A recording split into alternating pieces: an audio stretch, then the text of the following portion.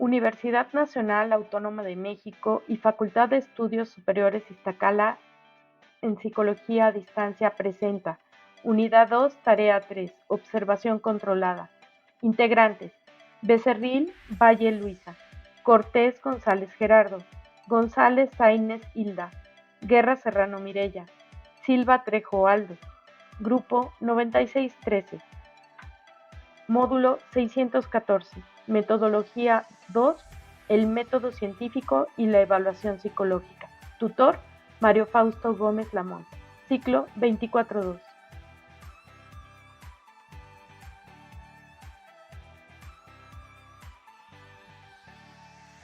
Introducción.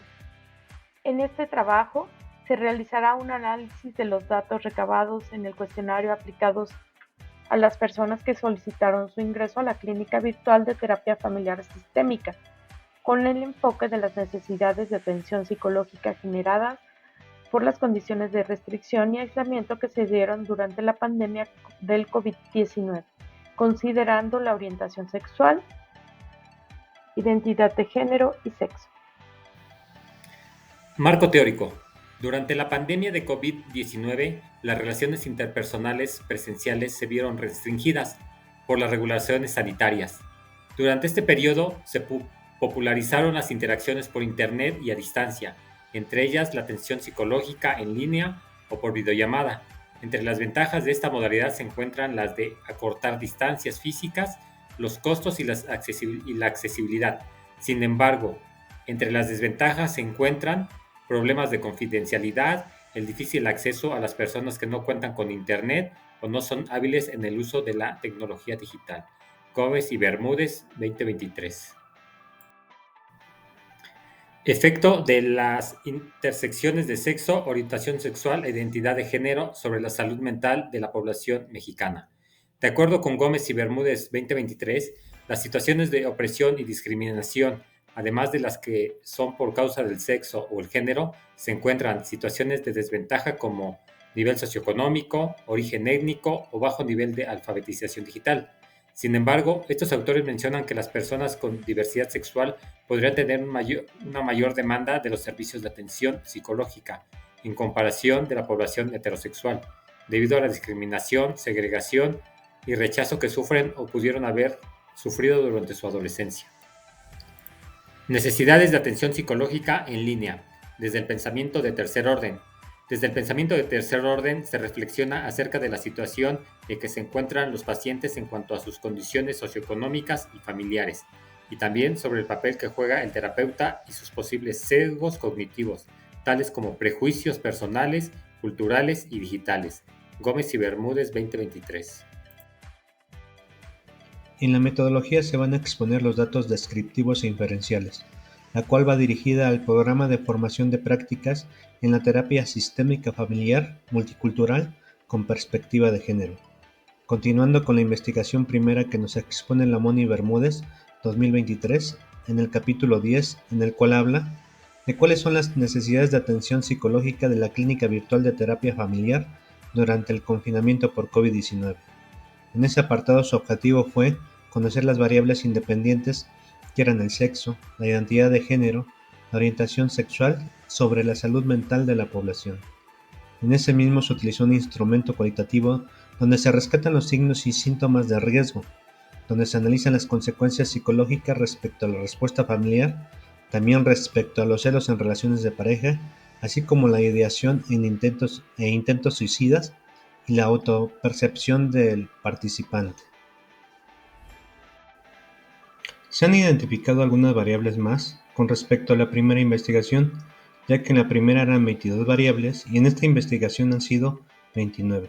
Se ha dividido y se han acomodado respecto al tipo de variable, siendo estas nominal, ordinal y continuas. En la primera investigación se ha sacado estadísticas descriptivas y cálculos, como el chi cuadrado, donde se analizan las referencias que tienen ciertas variables con respecto al sexo, la identidad de género y la orientación sexual. De acuerdo a Bermúdez y Gómez Lamont 2023, el cuestionario utilizado se expone a los participantes por medio de un formulario de Google distribuido por redes sociales y rescatando signos y síntomas de los últimos 6 meses.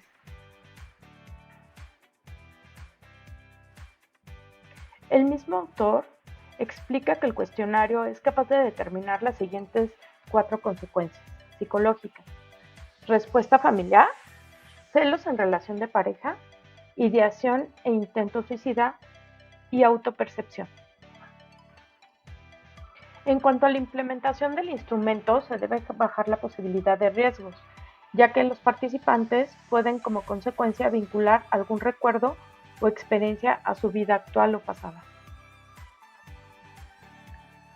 El instrumento se aplica con el siguiente proceso: anuncio en redes sociales sobre el servicio de la clínica virtual de terapia familiar. Responde al participante el mail. Responder a los participantes en un máximo de 48 horas. Envío de 2 cuestionarios. ¿Por qué busca ayuda? Y entrevista previa para dar viabilidad al caso.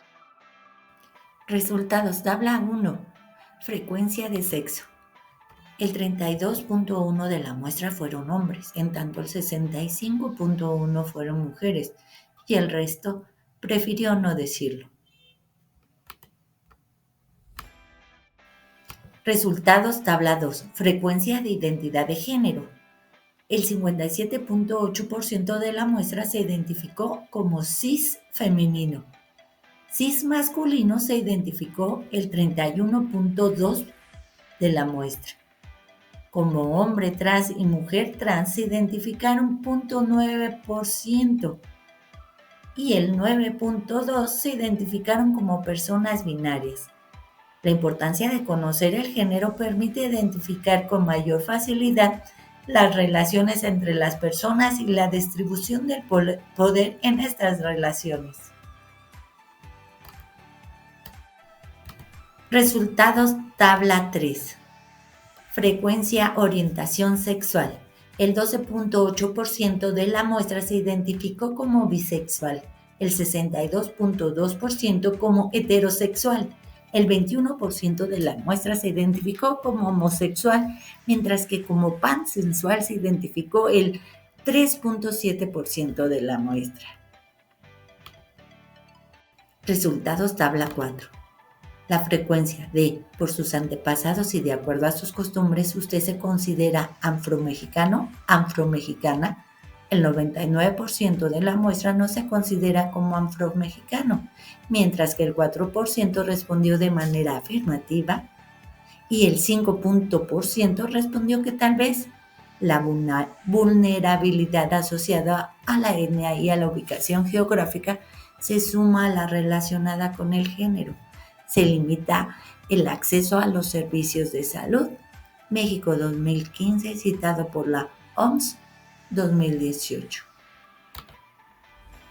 Resultados. Tabla 5.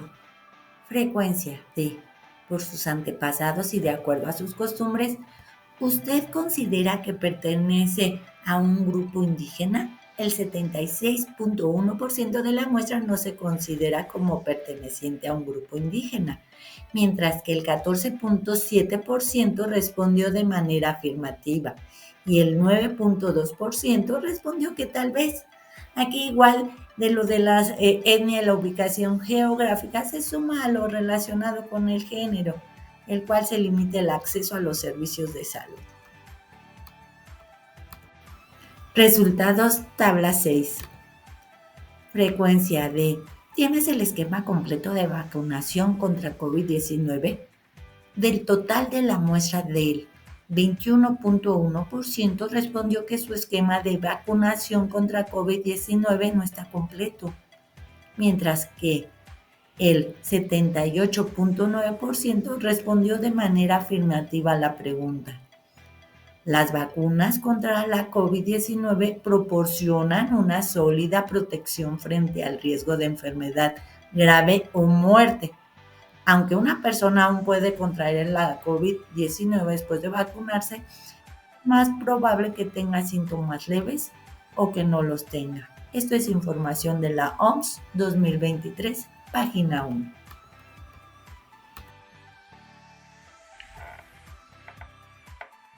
Del total de la muestra, el 99.1 negó el seguimiento médico por sospecha de COVID-19, mientras que solo el 0.9% se encontraba en seguimiento por sospecha de la enfermedad.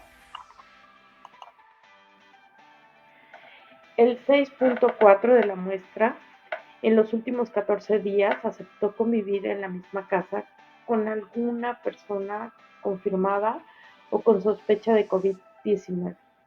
En contraste, solo el 1% le ha confirmado al diagnóstico y el 92.7% no ha vivido ninguno de los dos casos. El 26.6% de la población de esta investigación admitieron el fallecimiento de un familiar por la enfermedad. En contraste, el 73.4% no tuvieron pérdidas familiares. El 6.4% reconoce como muy grave el problema. 25.7% admitió que la situación problemática era grave, mientras que solo el 0.9% visualizó el problema como moderado. El 33.9% de la muestra visualiza el surgimiento del problema como intenso, el 9.2% como medio y el 3.7% como poco a muy poco. Poco más de la mitad de la muestra, el 78%, expresan que se sienten afectados de manera importante en su vida cotidiana debido a problemas en sus relaciones, mientras que solo el 22% de la muestra expresó que su vida cotidiana se ve poco afectada por los problemas en sus relaciones. Se observa que a poco más del 50% de las personas entrevistadas, su familia les muestra de moderado a mucho interés en ayudar, en tanto que el 42% restante les muestran de poco a nulo interés en ayudarles cuando se les presenta el problema. A más del 73% de la muestra, el problema comenzó entre la infancia y la juventud, es decir, hasta antes de los 26 años. En menor proporción, con solo un 26.6%, el problema se presentó después de los 25 años. El 67% de la muestra refiere que durante el periodo que se presentó el problema hubo cambios o tuvo lugar a un acontecimiento en su vida, mientras que el 20.2% de la muestra refiere que no y el resto, el 12.8%, respondió que tal vez. Más de la mitad de la muestra, más del 50%, respondió que sí tienen o han tenido algún diagnóstico físico o mental en su vida, en tanto que el 39.4% respondió que no y el resto, el 6.4%, respondió que tal vez. De la muestra que respondió sí tener algún diagnóstico, el 67.2% refiere a haber sido diagnosticado entre su infancia y hasta antes de los 26 años, mientras que el 32%, 32.7%, fue diagnosticada después de los 26 años. La tabla muestra que una parte considerable de la población, el 58.7% del estudio, pensó o intentó suicidarse y considerando a los que respondieron tal vez, esta proporción aumenta al 69.7%, más de las 2/3 partes de la población analizada.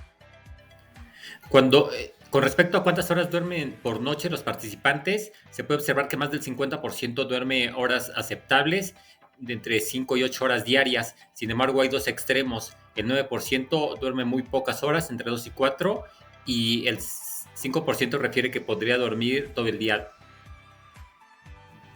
En esta tabla se puede observar que el 74.3% de los participantes refiere que al despertarse está cansado, agotado o adolorido. Y si incluimos a los que pusieron un tal vez, 1 de cada 10 personas tiene esta condición. En esta tabla se muestra que la cuarta parte de los participantes refiere que terminó su relación mal, en comparación del 8.3% que refiere que la terminó muy bien. En esta tabla, también la cuarta parte de los participantes terminó su penúltima relación de pareja mal, y en comparación con el 14.7% que la terminó muy bien.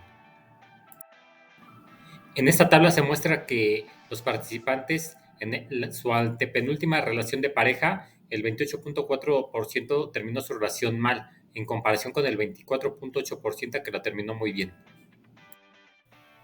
En esta tabla se puede observar que más de la mitad de los participantes, el 52.3%, piensa que los celos son una forma de control.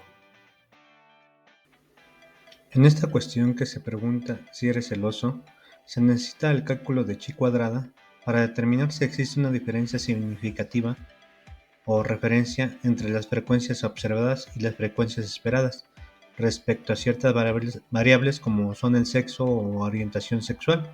Aquí solo se habla de un 40% total, que no sabe o no ha tenido una introspección o no ha resuelto algún test de diagnóstico para saber si es celoso o no, presentando un 32% que reconoce efectivamente el padecimiento de celos, quedando el resto del porcentaje a los individuos que afirman que no padecen esa emoción. En este caso hay una incógnita de la influencia que tuvo la pandemia o el confinamiento, otra variable independiente para relacionar estas variables también. En esa pregunta, ¿le gusta su apariencia física? La frecuencia cuantificable más alta fue de 43 participantes con un 39% que no le gusta su apariencia física, indistintamente del sexo o orientación sexual. Podría relacionarse con múltiples factores que desencadenan este tipo de problemática, ¿no? Aunado con un 33% que no sabe o responde tal vez que sí le gusta su apariencia física. Y el resto, un 30% que se conoce y afirma que sí le gusta su apariencia física. Todo esto puede ser relacionado con múltiples desencadenantes de riesgo para otro tipo de variables dependientes como es el suicidio, ¿verdad? En la siguiente pregunta, que si se ha realizado alguna actividad de las siguientes que muestra la tabla en mantener su aspecto físico, el factor de precipitación para el desarrollo de preservación del aspecto físico pues predomina en la comida saludable con una frecuencia del 53 y 48.6 de porcentaje. No obstante, las demás variables muestran también que han contestado los participantes y que han hecho para mejorar su apariencia física, ¿no? En la pregunta de cómo se considera, el 39.4% se reservó la autopercepción de cómo se considera, teniendo en cuenta que con un análisis detallado y en conjunto con otras variables como el sexo, la identidad o la orientación y el cálculo de la relación, se podría inferenciar el grupo al que pertenece. Un ejemplo podríamos decirlo con la siguiente, que con la frecuencia con 35 participantes que pertenece a un 32.1%, se considera introvertido, pero se necesitaría el cálculo de la relación, por ejemplo, con el sexo. Así sabríamos quiénes se consideran más o menos introvertidos por cuestión de sexo o identidad. Aquí se pregunta que si se tiene alguna duda. Pues se deduce que el 73.4% no tiene ninguna duda en cuestiones que incluyen los ítems o al momento de contestar, así como la clarificación suficiente de entendimiento referente al objetivo de la evaluación. Esos pudiendo ser contestados con éxito el planteamiento teórico, aunque el 19.3% con 21 participantes les surgió ciertas dudas y un 7.3% con incógnitas, ¿no? Pudiendo dejar para próximas investigaciones la inclusión de las respuestas para la clarificación de estas, ¿no? Discusión. Según la OMS 2018, en su publicación de Género y Salud, señala que el género es un factor que crea inequidades sanitarias por sí solo y que puede agravar las que son productos de la situación socioeconómica, la edad, la etnia, la discapacidad, la orientación sexual, etc. El género influye en la salud y en el bienestar en 3 ámbitos. Los determinantes de la salud relacionadas con el género, incluida la interacción con otros determinantes sociales y estructurales, las conductas en la esfera de la salud en función del género y las respuestas del sistema de salud en función del género.